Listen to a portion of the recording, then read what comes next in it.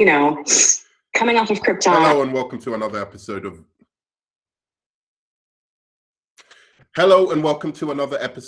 With Enough Prep Time. I'm your host, the Nerd Man, and today we're talking Superman episode 3, Superman and Lois episode 3, and we have a lot to talk about. And I wanted to start off today with a just basically a brief look into one of the writers who was fired, Nadria Tucker, because it's something that's going to come up later in my review. I had some, I've worked with Jeff Johns before, and so I met him, knew him. And when I read what Ray was saying about Jeff, I believed him, and I amplified, his story and retweeted him. And Ray saw that and saw that I was also having some bad experiences with some people involved with Warner Brothers, and just wanted to get together and kind of talk about our experiences and see what they had in common. Mm-hmm. Yeah, because I did take some screenshots before we started recording, because one of your tweets so this is a public tweet. I'm not leaking anything, so nobody can yell at me like you're putting her private things out there. No. She tweeted this, and her Twitter's public. So it says, "I haven't spoken to Jeff since the day on Krypton when he tried to tell me what not a black thing." Okay, so I'm gonna go back into that eventually, and we'll look at that. I've already done a long video on this, so I don't want to focus too much on it. And I want to focus more on the episode. And what I want to say about the episode is I really liked it. I think this show is getting better and better. I think it's a quite sophisticated show for the CW. I enjoy it tremendously. I like the portrait of Superman that Tyler Hoechlin is giving, and he's becoming quickly one of the best Supermans. I think, if he keeps at this level of his depiction of Superman, he might be the second best Superman, because, as much as you want to say, I don't think Henry Cavill has really got a good foothold into his Clark Kent yet. And I don't think, Brandon Routh was doing anything apart from a Chris Reeves impression. And then there are just others who just aren't really, that good. And Tyler Hoechlin really has obviously shout out to Smallville, but he was basically playing Clark Kent, right? But I think my favorite thing about this show at the moment is just that depiction of Superman by Tyler Hoechlin. But I want to go into just an overview of this week's episode. So this is really around these two sons, Jordan and Jonathan Kent.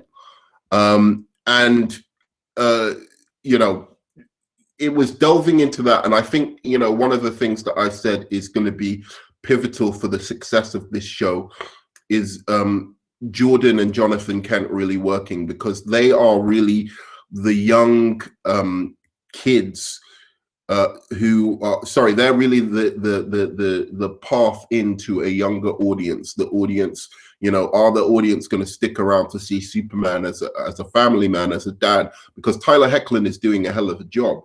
But teenagers don't want to watch shows about their parents. They want to watch shows about themselves. So really, it's up to Jordan and Jonathan to be compelling enough to really carry this show forward.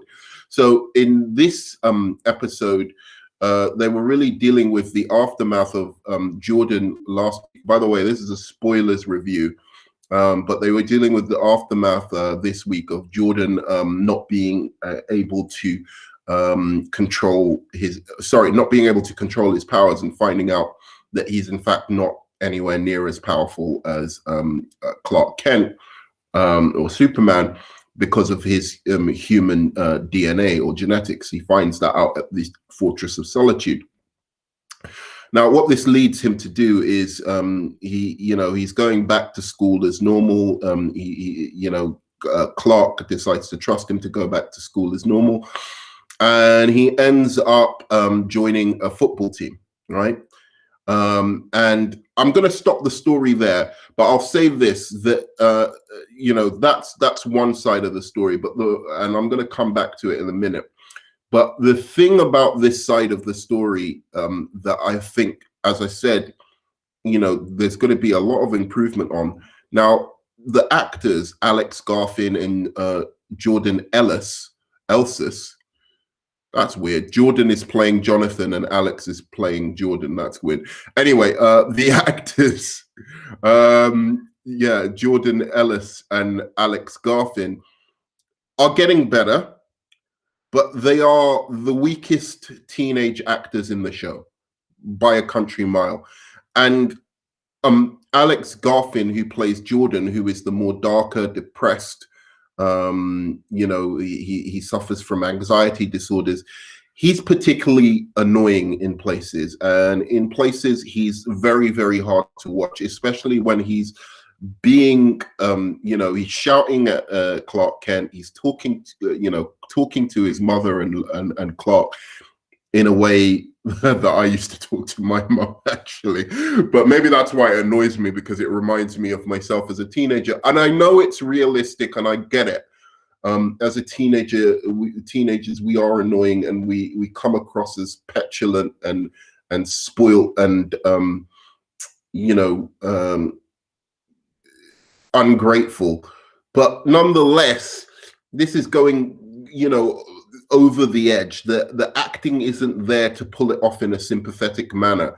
And I don't know how much teenagers are going to relate to that, or just be, it's almost like seeing teenagers through an adult's eyes rather than seeing teenagers through their own eyes, right? Like where you don't just treat them like petulant children. But this is really like petulant children. And, Clark is trying his best. Lois is trying her best to keep these kids in check.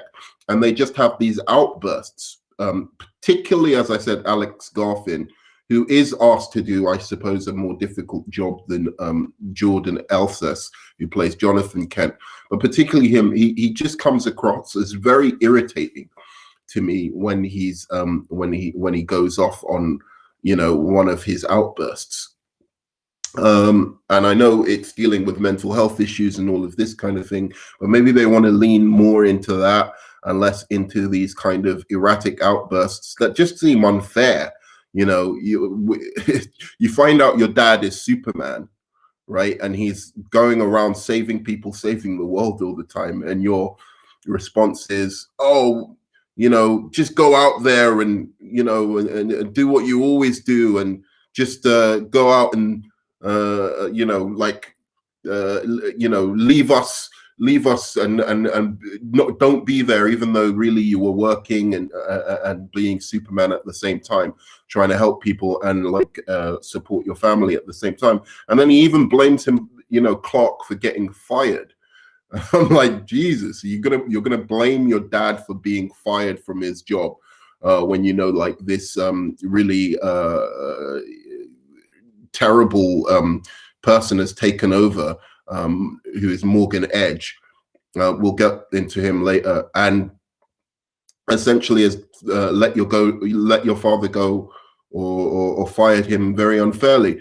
So again, I know what they're going for. And they're trying to show a side to Superman and his family where they're not perfect.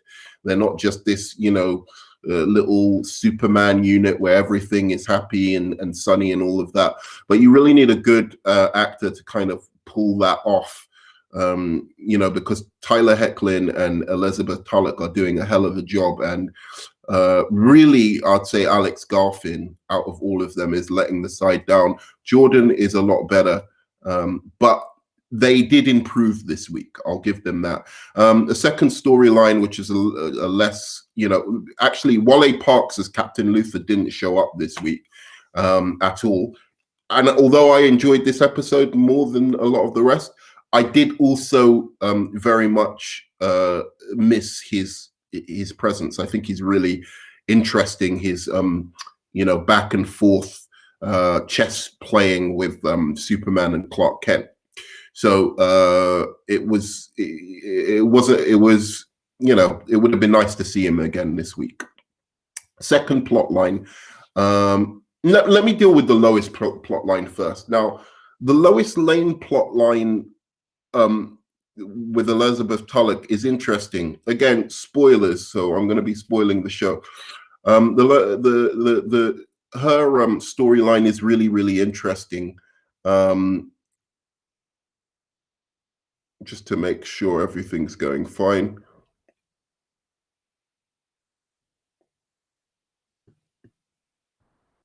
Oop.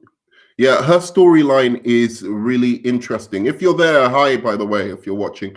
But her storyline's really interesting, and I think that's where the mystery is kind of getting into. Who is this guy, Morgan Edge? Now, he's played by Adam Rayner. And I haven't seen before, but he's in the show. And so basically she's investigating, doing a Lois Lane thing, investigating some kind of activity that's happening with him. And it ends up that she goes to a place where some guy who's been sent by Morgan Edge to kill one of the town workers, or one of the people that work for Morgan Edge, of investigating. And it ends up that this person that that is about to be killed by one of Morgan Edge's men, this woman, it turns out that the person who's trying to kill her has incredible superpowers. So Superman comes along, tries to take this guy out, and this guy's almost stronger than Superman, it seems. And it's only when Superman is able to use his powers that he's able to ward this guy off. And then there's another person later on in the episode who seems to display more Superman powers, who's connected to Morgan Edge as well. So again, the mystery that Lois Lane was trying to solve was a really kind of interesting thing. Like, what is this guy Morgan Edge trying to do with this town? Why does he have people who have superpowers? So all of that was really intriguing, and I'm looking forward to find out more about why he has people who working for him that seem to be displaying superhuman abilities, and specifically abilities that Superman has. So that bit was an interesting bit. Now I want to get to the main event of what I wanted to talk about in this episode. So I'll talk about it with Stacey Farber, who plays Leslie Lane, I suppose. She is no, not Leslie Lane. What am I talking about? Now I'm forgetting Superman's original girlfriend, Lana Lang. So she plays Leslie Lang, Stacey Farber. No, that's her mother. So anyway, that doesn't make sense. She's Lana Lang. So where's Lana Lang? Lana Lang's daughter. Anyway, so the person who's playing Lana Lang's daughter, Eliza, there we go, I think, is it? No, 2 episodes. Eliza. Okay, it doesn't seem like it wants to play. Lana Lang Cushing. Oh, this Lana Lang, the person who plays her daughter, is one mixed relationships in the CW TV shows, in which an ethnic minority is dating a white person. And so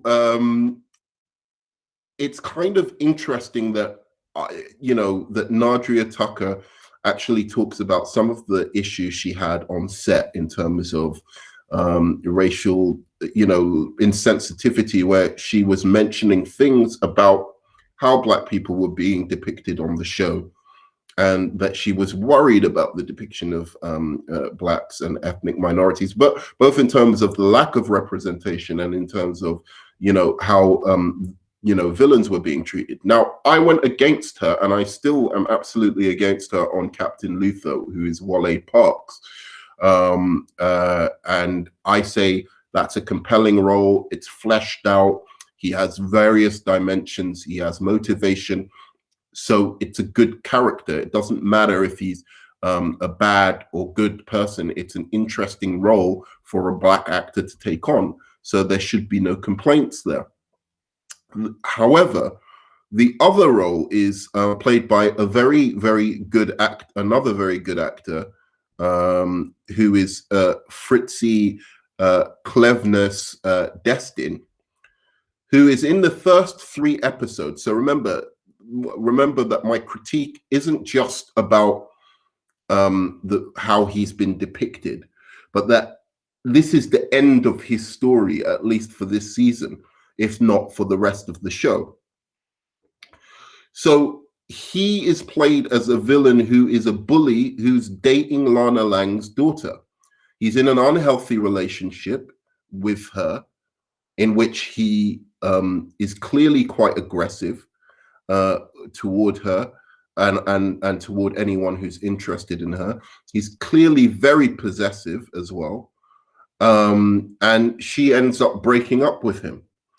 So of all the CW shows where you've had mixed relationships, whether it be on The Flash or or other shows, you've always seen that anyone in a mixed relationship, when it's a white man and a woman of color, that it's always presented as, this is a nice, healthy relationship in which they know their boundaries, they know, all of these things. And it reminds me also that Nadia Tucker did mention that on the Supergirl show, where Jimmy Olsen was supposed to date Supergirl, that they changed that because they suddenly became uncomfortable with Supergirl dating I suppose a person of color in Jimmy Olsen. So no healthy relationship has been shown between a Black or an Indian guy and a white woman. Now, I might be wrong about this, because to be fair, I don't watch the CW shows because life is too short and they're all shit. But I didn't like this part of the show. I really didn't. I thought it was in bad taste, because the bullying or really doesn't have any further dimensions to them other than being an asshole, and aggressive and violent and a bully, somebody who preys on weaker people. Now, I've had a conversation with a couple of people on my it's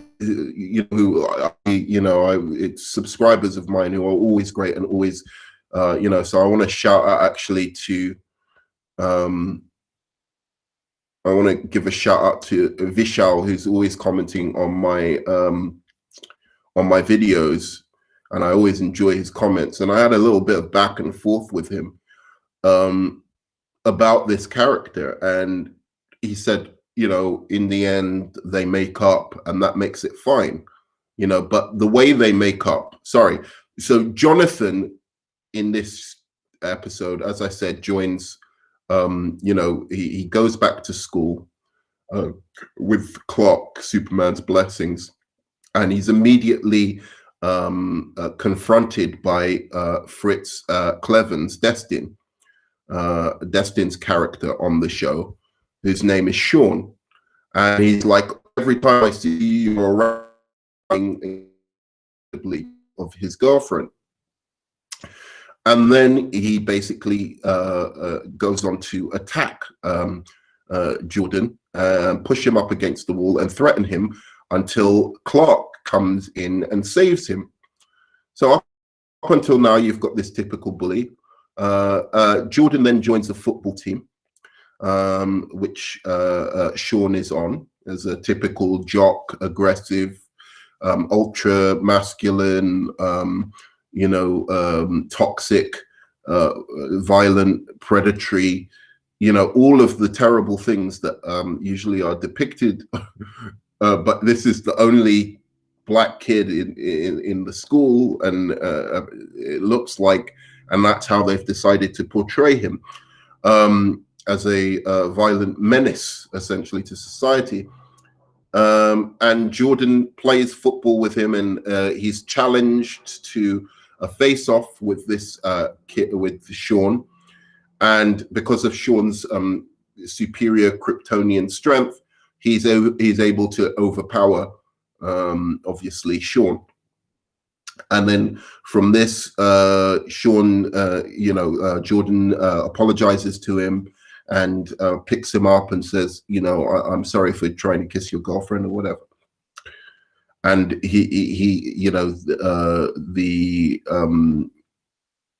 then Sean, the character Sean, agrees and says, the character Sean makes up with him and says, okay, and shakes his hand. And that's supposed to be a resolution to that particular issue, in which, the character is, okay, he's a reasonable guy because he accepts the apology. But to me, that doesn't show any redemption. That doesn't show any remorse. That just shows that this guy has realized he's outmatched and outpowered by somebody. So really, he can just go on to a next victim who's weak and prey on them and be the same kind of menacing figure that he is. Now, I don't mind black people playing these roles at all. I don't think it says that the show is racist or anything like that. I just think they might want to be more mindful of doing this. If you're going to have a character like that, and you're going to, and you end up casting a person of color, perhaps just give them a little bit more depth.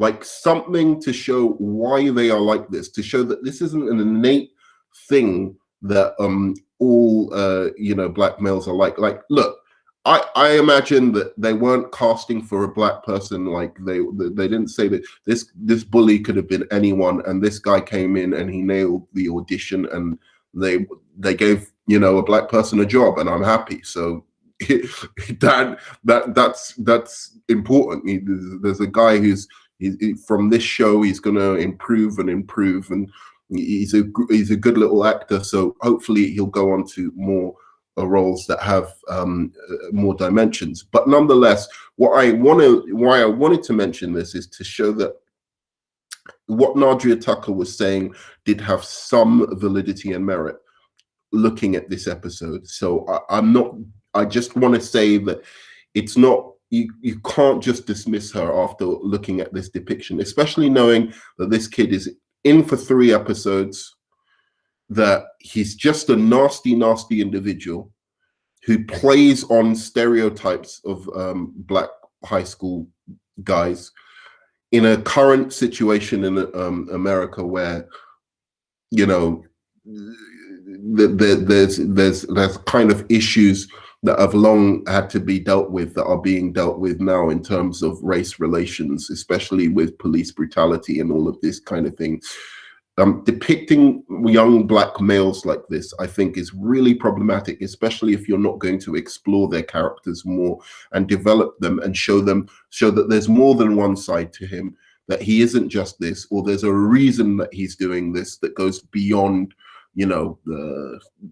that he's not that intelligent person, that and that he's jealous of nerds, or that, something like that. I think that there has to be just more depth to these characters. But that was my main issue with today's episode. Apart from that, I was kind of all right with it. And I wanted to finish off with what Nadria Tucker had to say about her experiences with Jeff Johns, because I'm going to just mention that in terms of the showrunners of this show. And I just read that and I went, sir, you are many things, but you are not black. Like, that's not what is it with, like, oh God, I will never understand people like that where it's just, I don't understand. This is Lady Genevieve, and she's a really cool interviewer and person that I have a lot of respect for. But I want to just highlight that she's being much more confrontational than Nadria is. And when you hear Nadria talk about this, I actually really have started to believe her side of things. Now, I still think that she's being a little too sensitive and a little not being somebody who looks towards resolution of these kind of conflicts. And I think that's to the detriment of everyone, because I don't think Jeff Johns learns from anything. I don't think she learns from anything. I don't think anyone, dealing with ignorance, to face it with just saying, okay, you're ignorant, so I'm not going to talk to you, is the worst way to deal with, a type of racism that, as I said, is not an overt racism. It's not a racism that comes from malice, but actually just comes from lack of knowledge about, Black experience. So you're going to hear what happened to Nadria Tucker now, or what allegedly happened to Nadria Tucker, because we still don't know. But here we go. I understand that, like, it's, the complete and the complete and utter inability to just stay in your own lane. Like, you clear the very notion, like, so I'm not Black. We've covered this. I cannot imagine telling a Black person what is or is not a Black thing. I might ask a question, or I might say, oh, I've read this. Like, is this true or something? I wouldn't. I mean, yeah. I don't know if you're comfortable talking about that, but it is something that you tweeted, and I really. By the way, I don't think it's, you can tell me without me being incredibly offended that you don't think something is a Black thing as being from another race. I don't think that's a majorly offensive. I just think, again, it's unthinking, and I wouldn't. I would come back anyway. We'll see. I'll give my last thoughts on this once she's told her side of the thing. Like that interaction, it boiled down to we were talking about hairstyles on the series, and we had a number of Black actresses on Krypton, right? And one of the actresses was changing, her hair was changing between scenes, and Jeff didn't like that. And I proceeded to let him know that, culturally, Black women tend to change our hair a lot, extensions. Like, one day I could have a fro, the next day you won't recognize me. Like, changing your hair is a Black thing. It's not a continuity thing. It's not a problem. It's a Black thing. And he's like, no, it's not. So having had that interaction with him. So first of all, let's just go over the actual problem here, that from Jeff's perspective. I would imagine that what he's talking about as a continuity thing, and where he's thinking about it, is from scene to scene, the haircuts are changing, and that people will be distracted by that if the haircut, especially if it's within a single episode, kind of changes a lot. So I can understand that. Having filmed things before over days and weeks, you want to keep hairstyles and everything fairly similar, especially within one continuity or timeline of a story, like, say, an episode. That being said, I think it's incredibly unthinking and unthoughtful to say something like that when somebody of color has opened up enough to bring up a kind of issue, or to bring up, to kind of let you in, and say, oh, maybe you should think about it from another perspective, right? So again, this is something that I would hope somebody could have a discussion about, but we'll see what in happens. addition to some other, similar levels of just bullshittery. That when I saw Ray's story about his experiences, I was like, okay, that checks out. Oh, completely. Yeah, because Okay. So Annie decided not to talk to him again because of this. And I don't think that was very helpful. I don't know what else had happened to her. She said there was some other bullshittery. I don't know if that was racial in nature or just Jeff being a douchebag or whatever. All of this is alleged, obviously. But what I do respect is that she has the willingness to come out and talk about it openly and actually say things. And I wish Lady Genevieve had have really pushed her to really discuss more, specifically with Jeff Johns, because there are people like me who go out and defend him because we don't hear the actual story and we don't know what's actually happening. We just hear vague kind of allegations with no substance behind them, and are expected to just condemn people from simply from that. And I think if she had have came out and said this at first, it would have been much better, anyway, so that people can make their own judgment as to how bad this infraction actually was. But also, I really think that that it's a space to open up discussion, and maybe he himself could have read that and said, "Oh shit, maybe I should think about what I'm doing when I do these things." So, what I want to say, like to finish this off, is that I haven't completely changed my mind on Nadria in terms of I don't think Twitter is the place to take up these battles, and especially if you're not going to provide evidence and all of this kind of stuff. But I also don't put her in the same level now as somebody like Ray Fisher. She's coming out and she's saying what her problem is. Now, I don't agree that all her problems were insurmountable and she couldn't have dealt with them perhaps in a way that hopefully she could have kept her job. I don't know if it's true that her writing is good or bad. I haven't, obviously I haven't been able to see it to be able to make that kind of assessment.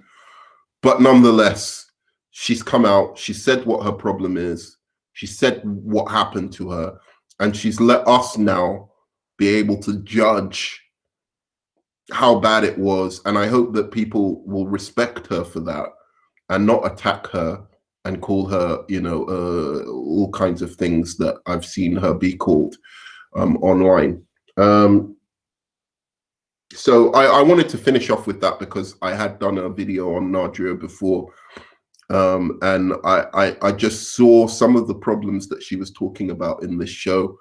But again, I don't think they were insurmountable, and I wish she had have kept her job so that she could have had those difficult conversations, or found a way of keeping her job so she could have had those difficult conversations, but done it in a way that it's not like, it's like you have to come at it with hostility and anger.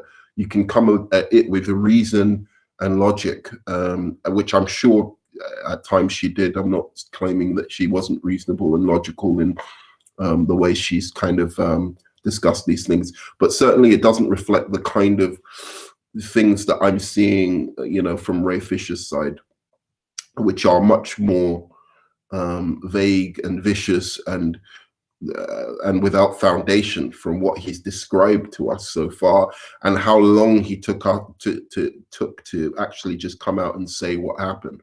But anyway, that's me. Thanks very much for listening to this discussion, and I will see you on the flip side.